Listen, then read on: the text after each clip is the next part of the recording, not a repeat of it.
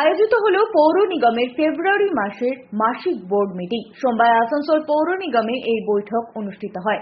এই বৈঠকে উপস্থিত ছিলেন মেয়র বিধান উপাধ্যায়, পৌর নিগমের chairman Amarnath Chatterjee, deputy mayor Wasimul Haque, mayor পরিষদ সহ পৌরসভার আধিকারিকরা।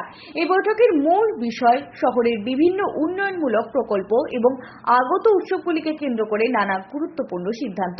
এদিন এই বৈঠকে মেয়র বিধান উপাধ্যায় জানান, রাস্তা ও পানীয় জল সমস্যা সমাধান ও শহরের পরিচ্ছন্নতা বৃদ্ধিতে দ্রুত পদক্ষেপ নেওয়া হবে এবং অবৈধ নির্মাণের বিরুদ্ধে কঠোর অভিযান চলবে। পাশাপাশি নতুন নির্মাণ প্রকল্পের অনুমোদন দেওয়া হয়েছে, যার ফলে শহরের পরিকাঠামো আরো উন্নত হবে। তিনি জানান, পৌর নিগমের লক্ষ্য শহরের নাগরিকদের উন্নত পরিষেবা দেওয়া এবং আসানসোলকে আধুনিক শহরে পরিণত করা।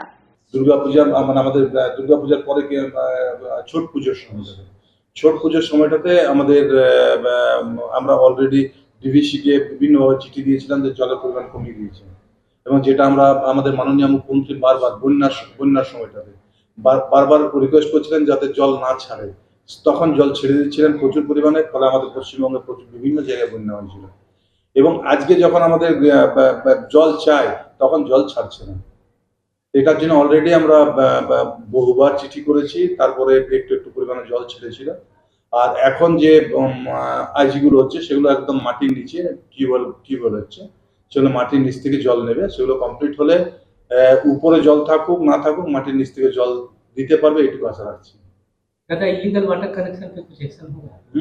इलीगल वाटर कनेक्शन ওগুলো তো আমরা একটা বোর্ড মিটিং এবং এমআইসি মিটিং এ আমরা সিদ্ধান্ত নিয়েছিলাম যে গরিব মানুষের বিভিন্ন জায়গায় অসুবিধা হচ্ছিল, সেগুলো 500 টাকা মাটির বাড়িতে এবং যেটা সিমেন্টের বাড়ি আছে সেটাতে 3000 টাকায় আমরা করে দেবো। সঞ্জয় যাদব, 99 নিউজ বাংলা, আসানসোল।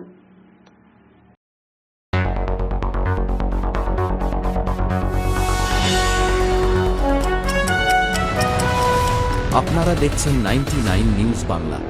বদলাবো আমরা।